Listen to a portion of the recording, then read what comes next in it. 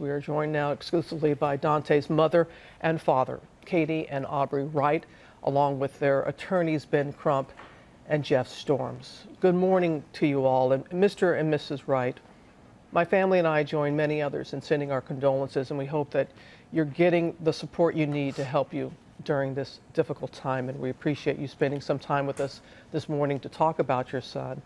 Mrs. Wright, you said that your son Dante called you after he had been pulled over by the police. Can you please share with us what you all said to each other?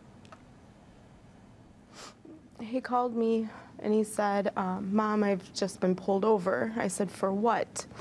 They said they pulled me over because I had air fresheners hanging in the rearview mirror. I said, okay, we'll take them down.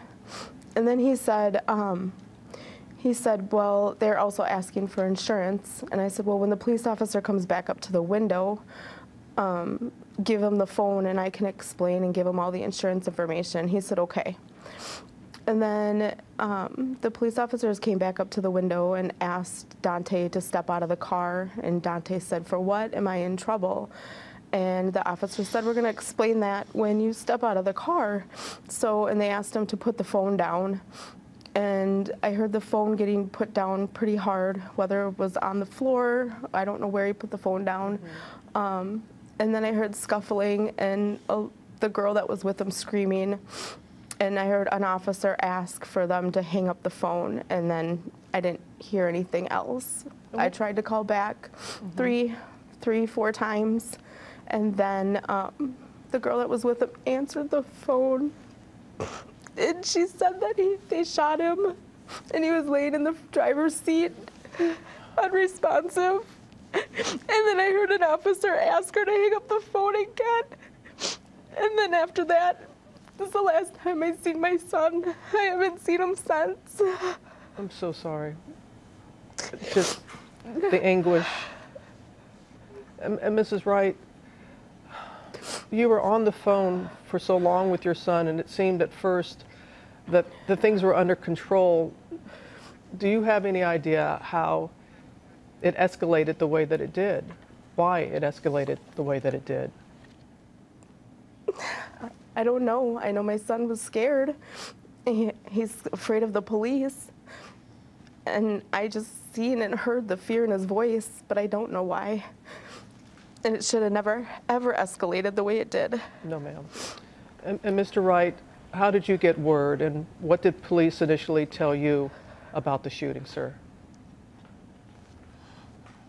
Well, I got word from my wife. She called me, and she was screaming and telling me what was going on. And I was, it was a normal day for us. We started off as a normal day. I haven't talked much to the police at all. They haven't given us any information. They haven't pretty much given us any information at all. We do know that the police chief, he said that he believes that the shooting, that the officer meant to shoot the taser, not her gun, and that it was an accidental shooting. Do you accept that explanation, Mr. Wright? I cannot accept that. I lost my son. He's never coming back. I can't accept that. A mistake, that doesn't even sound right. This is an officer that's been on the force for 26 years. I can't accept that. And Mrs. Wright, we know that the mayor has called for this officer to be fired, to be relieved of her duties. What would you like to see happen, ma'am? I would like to see justice served and her held accountable for everything that she's taken from us. And we do know that people are outraged, as in the reports, and we're seeing how people are upset. Many people are upset that, again, another black man has lost his life at the hands of police. But you all have been consistent in calling for peace and calm. So, Mrs. Wright, what do you want to say to those who want to take to the streets on behalf of your son? I want to say thank you so much for the support and standing by us and making sure that my son's name has been heard and asking for justice and asking for that we get everything that we need out of this, and making sure that my son's name doesn't get swept under the rug and forgot about. And are you still calling for peace? Are you still hoping that they can do this, a protest in a peaceful manner? Yes. Mr. Crump, we know that you're there in Minnesota for the Derek Chauvin trial, there for the Floyd family, as you're now there with Daunte's family.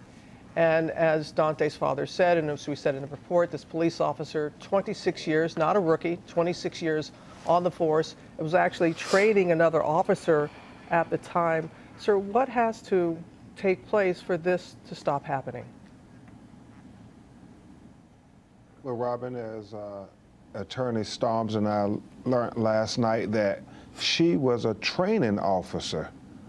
And so it's not about training. It's about implicit bias. It's about giving the same respect and consideration to people of color that we give to white American citizens. We don't see these sort of things happening to white young people that we see happen over and over and over again to young marginalized minorities. They could have given him a ticket, given him a notice to show up, but just like in George Floyd, they could have given him a ticket. They used the most force when it comes to dealing with marginalized minorities, and we can't have these two Americas, one where we treat black Americans different from white Americans in policing. That's when it will stop, when we start treating each other all the same. Same treatment. And before we go, Mr. and Mrs. Wright, tell people about your son. Mrs. Wright, tell people what they should know about Daunte. My son was an amazing, loving kid. He had a big heart. He loved basketball. He had a 2-year-old son that's not going to be able to play basketball with him. He had sisters and brothers that he loved so much. He was an uncle, a grandson. He had a smile that would light up the room. It was so big and bright, and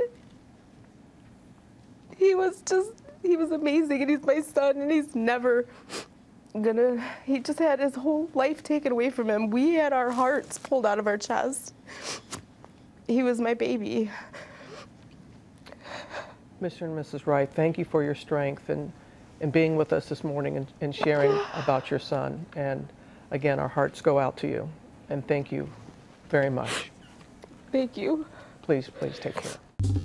Well, hey there, GMA fans. Robin Roberts here. Thanks for checking out our YouTube channel. Lots of great stuff here. So go on, click the subscribe button right over here to get more of awesome videos and content from GMA every day, anytime. We thank you for watching, and we'll see you in the morning on GMA.